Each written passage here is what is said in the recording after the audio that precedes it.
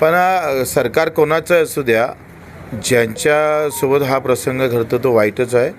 आणि याच्यात कायद्यात काही बदल करून मला वाटतं छत्रपती शिवरायांच्या काळात जसा चौरंगा केला जात होता तसा चौरंगा रायगडाच्या पायथ्याशी असं कृत्य करणाऱ्या लोकांचा झाला पाहिजे. म्हणजे जरब निर्माण होईल आणि पुढं कोणी असं धाडस करणार नाही. राजूशेट्टी 15 तारखेला वर्षा बंगल्यावरती मोर्चा काढणार आहे शेतकऱ्यांसाठी, कसं पाहता आपण? मला वाटतं कशासाठी मोर्चा काढता माहीत नाही. निश्चितच सरकारनं त्याच्यावर लवकर निर्णय घेतला पाहिजे. बंगाल में ममता दीदी ने मुख्यमंत्री पद से राजीनामा देने से इनकार किया है. क्या कहेंगे आप, कैसे देखते हो? काय झालं? ममता बनर्जी ने मुख्यमंत्री पद से इस्तीफा देने से मनाही किया है. उनकी राजनीति होंगी, अभी तो उन्होंने देना चाहिए था. अब आज नासिक में उन्होंने कहा है कि कुंभ मेले के नाम पर मनमानी कारोबार सरकार चला रही है, क्या कहेंगे आप उसके ऊपर? तो संजय राउत पर हर दिन उनका स्टेटमेंट चालू रहता है, तो हर दिन बोलना जरूरी नहीं है ना. सुरेंद्र अधिकारी के पीए को गोली मारकर हत्या कर दी है, कैसे देखेंगे आप उसको, क्या कहेंगे, कैसी राजनीति चल रही है वहाँ पे? नहीं, इस तरह से नहीं होना चाहिए. अगर राजनीति में हत्या तक अगर लोग चले जाते हैं तो फिर वो मुझे नहीं लगता वो परिपूर्ण होंगे. ऑपरेशन सिंदूर को आज 1 साल पूरा हो चुका है, कैसे देखते हैं आप? देखो, हमारे सैनिक और उन्होंने की हुई जो भी कोशिश रही, जो भी बलिदान रहा है, जिस तरह से उन्होंने सामने आकर इस सबको बहुत अच्छी तरह से अपनी कामगिरी बताई है, उनको हम बधाई देते हैं और इसी तरह हमारे देश का मनोबल बढ़ते रहे.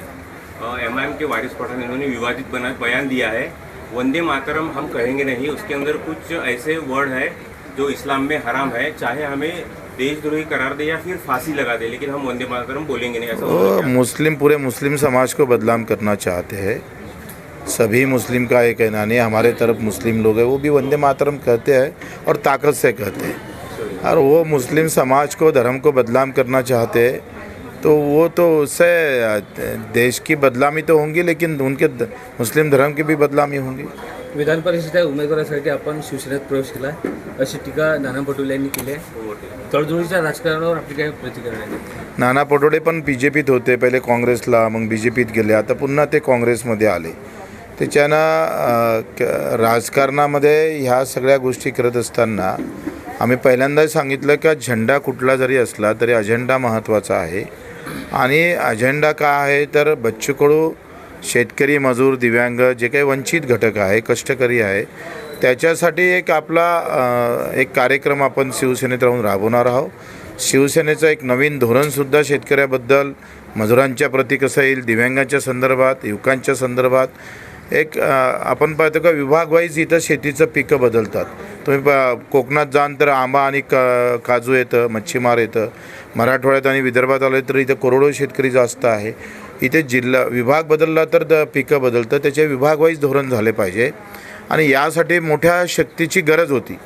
आणि मग अशा पद्धतीनं शिवसेनेसारख्या एकनाथजी शिंदेसाहेबासारखा एक सच्चा माणूस आम्ही पाहतोय, नेता जर आपल्याला भेटत असेल आणि त्या माध्यमातून शेतकऱ्याची ताकद मोठी होत असेल त्यात गैर काय आहे? पीक विम्याच्या बाबतीत शेतकऱ्यांची फसवणूक थांबण्यासाठी आज तुम्ही अनेकदा आंदोलन केले, यावर कायमस्वरूपी तोडगा काढण्याचे बरोबर आहे. तर या अधिवेशनात आपण त्याचा प्रस्ताव मांडणार आहोत का ज्या काही विमा आकारल्या जातं किंवा ज्या पद्धतीनं आकारल्या जातं त्यामध्ये बरेच बदल करणं गरजेचं आहे. ते कंपनीचा जास्त फायद्याचा आणि शेतकऱ्याचा तोट्याचा राहू नये यासाठी आमचा प्रयत्न राहील.